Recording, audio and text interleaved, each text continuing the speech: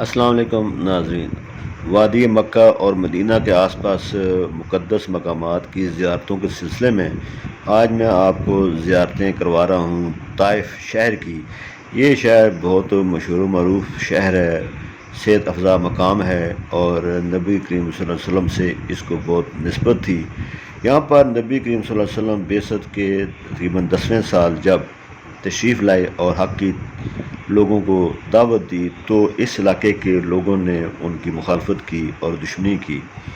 یہاں پر وہ سب نے ایک مشہور زمانہ جو واقعہ سنا ہوگا کہ قریش مکہ کے جو یہاں سرداروں نے اپنے باغات بنائے ہوئے تھے، محلات بنائے ہوئے تھے، تو انہوں نے نبی کریم صلی اللہ علیہ وسلم کی بات سننے کے بجائے ان پر تشدد کیا۔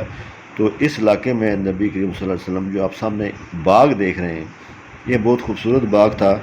عتبہ اور شیبہ جو کہ سرداران مکہ میں سے تھے اور ان میں سے یہاں پر ان کے باغات بھی محلات بھی تھے، تو یہ جگہ جہاں آپ سامنے دیکھ رہے ہیں ان کے باغات تھے۔ لیکن نبی کریم صلی اللہ علیہ وسلم جب زخمی حالت میں یہاں تشریف لائے، بلکہ ان علاقوں کی گلیوں سے گزرتے ہوئے اس علاقے کے باسیوں کو انہوں نے حق کی دعوت دی، تو یہ جگہ مقدس ہو گئی۔ یہاں پر نبی کریم صلی اللہ علیہ وسلم کے پاؤں پڑے۔ تو یہ جگہ سامنے دیکھ رہے ہیں، اصل میں یہ عتبہ اور شیبہ نامی دو سرداروں کے جو مکہ کے مشرکین کے سردار تھے اور جنگ بدر میں ہی دونوں مارے گئے تھے، ان کے باغات تھے۔ یہ گھر بھی یا محل بھی انہی کے ملکیت ہے، اب تو ان کے کھنڈرات ہیں۔ اس کے آس پاس بہت بڑی بستی تھی جو طائف کے باسی یہاں رہتے تھے۔ زیادہ تر تو طائف میں بڑے امیر و کبیر لوگ رہا کرتے تھے، ان کے باغات بھی تھے، محلات بھی تھے۔ یہ جگہ بھی انہی میں سے تھے۔ سامنے جو آپ پہاڑ دیکھ رہے ہیں، اس پہاڑ کے اوپر جو ہے نبی کریم صلی اللہ علیہ وسلم پر پتھر برسائے گئے تھے، اور نیچے آپ دیکھیں کہ ساتھ وادی ہے جہاں نبی کریم صلی اللہ علیہ وسلم نے پناہ لی تھی۔ یہ مسجد ہے حضرت علی کرم اللہ وجہہ کے دور میں جب انہیں یمن کا اور اس علاقے کا سربراہ مقرر کیا گیا تھا، تو یہ انہوں نے یہاں مسجد بنائی تھی، اور یہ پہلی مینار والی مسجد ہے۔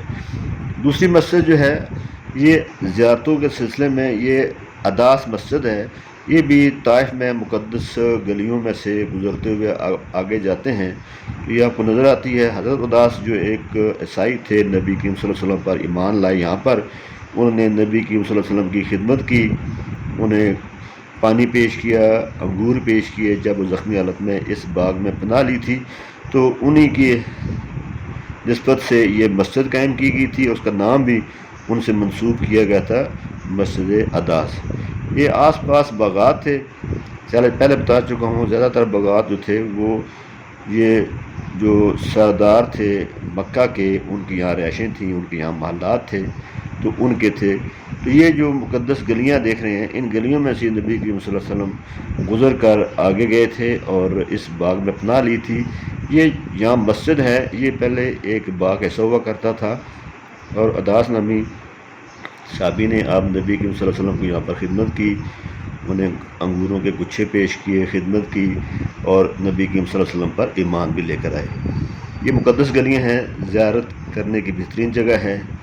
یہاں سے نبی کریم صلی اللہ علیہ وسلم گزرتے تھے اور آگے باغ تک جاتے تھے، تبلیغ کرتے تھے، لیکن یہاں پر ان پر جو ظلم و زیادتی ہوا اس کا بھی تاریخ شاہد ہے کہ بہت بڑا جو کفار تھے ان کو اس کا معاوضہ بھی دینا پڑا، اور سارا طائف بھی مسلمانوں کے قبضے میں چلا گیا۔ یہ مقدس گلیاں ہیں، ان گلیوں سے گزرتے ہوئے آپ کو عجیب سے ایک مہک، خوشبو محسوس ہوگی، اور آپ اپنے آپ کو اسی دور میں محسوس کریں گے جب نبی کریم صلی اللہ علیہ وسلم یہاں سے گزرے تھے، جو یہاں پر آئے تھے۔ اس کے علاوہ یہاں پر ایک اور صحابی نبی کریم صلی اللہ علیہ وسلم کے عبداللہ بن عباس، وہ بھی یہاں پر تشریف لائے تھے۔ ان کے نام سے یہ ایک باب ہے، چوک ہے، وہ ان سے منسوب ہے۔ اس کے حوالے سے ان کی یہاں پر ایک مکتب یعنی ایک لائبریری بھی قائم کی گئی ہے، اور ایک بہت بڑی مسجد بھی ہے، وہ بھی آپ کو دکھاتے ہیں۔ یہی وہی مقدس گلیاں ہیں طائف کی جس میں سے حجاج کرام گزرتے ہیں اور زیارتیں کرتے ہیں۔ یہاں کی سب سے جو اہم پیداوار تھی وہ انگور ہوا کرتا تھا، کھجوریں ہوا کرتی تھیں، تو یہ لوگ ان کی زیارت کرتے ہیں، ان گلیوں سے گزرتے ہیں۔ آپ دیکھیں زیادہ تر لوگ جو ہیں وہ جو ترکی کے ہیں، ہندوستان کے ہیں، پاکستان کے ہیں، ان علاقوں کے لوگ زیادہ زیارتوں پر آتے ہیں اور یہاں پر زیارتیں کر کے اپنے دل کو تسکین پاتے ہیں اور نبی کریم صلی اللہ علیہ وسلم کی یاد میں اپنے آپ کو مطمئن کرتے ہیں۔ جی ناظرین، جیسے کہ پہلے بتا چکا ہوں کہ یہ وہ مقدس سرزمین ہے جہاں نبی کریم صلی اللہ علیہ وسلم ان گلیوں میں سے گزرے تھے، حق کی تعلیم دی تھی۔ اس کے آس پاس گلیوں میں باغات بھی تھے، طائف کے لوگوں کی رہائشیں بھی تھیں، محلات بھی تھے۔ تو نبی کریم صلی اللہ علیہ وسلم نے یہاں پر ظلم و زیادتی بھی عمر ہوئی اور انہوں نے برداشت کی انتہا کر دی۔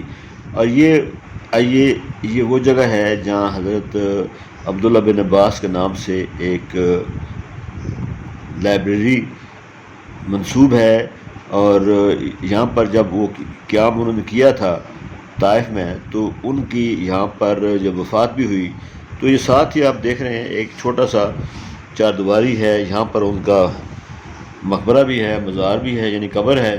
تو یہ ساتھ جو آپ دیکھ رہے ہیں سبز نیلے رنگ کی جو ایک پٹی سے آپ دیکھیے، یہ ان کی قبر کے آس پاس جو چار دیواری ہے اس کا حصہ ہے۔ عام روٹین میں تو یہ عام لوگوں کو دیکھنے یہاں پر نہیں دیتے، نہ اس کی زیارت کرنے دیتے ہیں، لیکن ان کی قبر مبارک یہاں پر ہے۔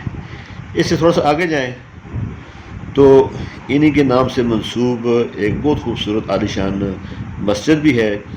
یہ مسجد کا پہلا حصہ ہے، ابتدائی حصہ ہے، اور اس کو مخصوص کیا گیا ہے لیڈیز کے لیے، یعنی یہ ایک مستورات کی مسجد کا داخلی دروازہ ہے، یہاں بھی ان کے داخلے کی اجازت ہے۔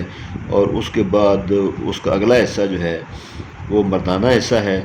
مردانہ حصے میں آپ جب جائیں اندر سے بہت خوبصورتی سے اس کو سجایا گیا ہے۔ یہ مسجد ہے حضرت عبداللہ ابن عباس کے نام سے طائف میں، یہ بھی بہت اچھی زیارت ہے۔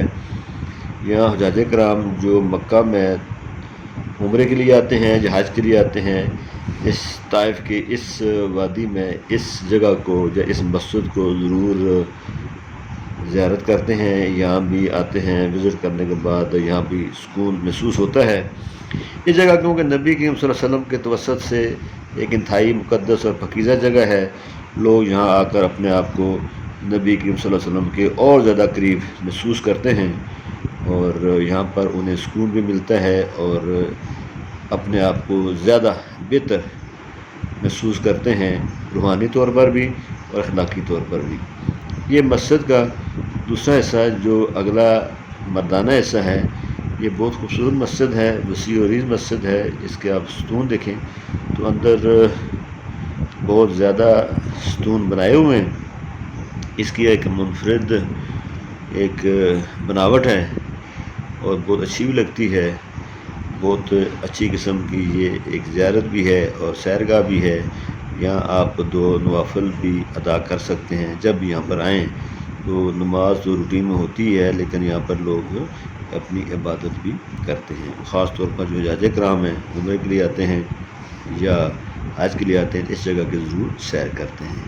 اس کے علاوہ جو سب سے اہم جگہ آپ کو یہاں دکھا رہا ہوں یہ ہے مسجد محمد۔ یہ سامنے آپ کو خون کا یا سرخ رنگ کا جو حصہ دیکھ رہے ہیں، یہ علامتی طور پر بنایا گیا ہے کہ نبی کریم صلی اللہ علیہ وسلم جب طائف میں شریر لوگوں کے پتھروں میں زخمی ہوئے تھے تو یہاں پر آ کر انہوں نے اس پتھر کے ساتھ ٹیک لگائی تھی اور یہاں پر قیام کیا تھا، اور اوپر وہ پتھر سامنے دیکھ رہے ہیں، یہ پتھر لڑکتا ہوا نیچے آیا تھا، تو آپ کی دعاؤں سے، آپ کی حکم سے یہ پتھر وہیں پر رک گیا ہے اور 1400 سال سے یہیں رکا ہوا ہے۔ یہ طائف کے باغات بھی ہیں، انگوروں کے باغات ہیں، کھجوروں کے باغات ہیں، آپ باغوں کی بھی سیر کر سکتے ہیں، اور بہت عمدہ قسم کی یہاں کھجوریں بھی پیدا ہوتی ہیں، اور آپ یہاں دیکھ کر انہیں خوشی بھی محسوس کرتے ہیں۔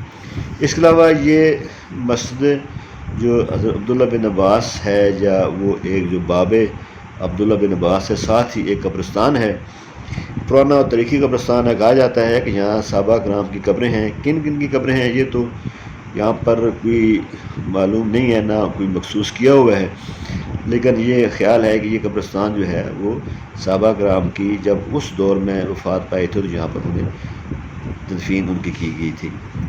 یہ آگے آتے ہیں تو یہ ایک اور زیارت بلکہ یہاں پر آپ کو بتاتا چلوں کہ یہ جگہ ہے جو کہ میقات ہے، یہ قرن المنازل ہے، اس جگہ پر جہاں پر لوگ جب حرم پاک میں یعنی مکہ کے حدود میں داخل ہوتے ہیں تو یہاں سے پہلے عمرے کے لیے احرام باندھتے ہیں، نیت کرتے ہیں اور 2 رکعت نماز ادا کر کے آگے سفر کرتے ہیں۔ جیسے کہ آپ جانتے ہیں حجاج کرام کے لیے تو کہیں سے باہر سے احرام باندھنا ضروری نہیں ہوتا، وہ جہاں جس جگہ پر ہوتے ہیں مکہ کے اندر جس ہوٹل میں یا جس جگہ پر رہ رہے ہوتے ہیں وہیں سے احرام باندھتے ہیں۔ لیکن جو لوگ یہاں سے جاتے ہیں تو یہ قرن المنازل ہے، اس میں مسجد ہے، یہ مسجد جو ہے یہ طائف سے سفر کرنے والے جو مکہ کی طرف جاتے ہیں یہ ان کی میقات ہے، یہاں سے احرام باندھتے ہیں، عمرے کی نیت کرتے ہیں اور آگے سفر کرتے ہیں۔ تو خواتین حضرات، امید ہے کہ یہ جو ویڈیو میں آپ کو دکھا رہا ہوں اس میں جو زیارتیں آپ کو دکھائی ہیں ضرور پسند آئیں گی، اور جب آپ حج کے لیے جائیں یا آپ عمرے کے لیے جائیں تو آپ کو اگر ٹائم آپ کے پاس ہے یا آپ کے پاس کچھ اور مالی وسائل بھی ہیں تو طائف کی ان جگہوں کی ضرور زیارت کریں، آپ کو روحانی بھی اور جسمانی بھی اور دلی بھی سکون حاصل ہوگا۔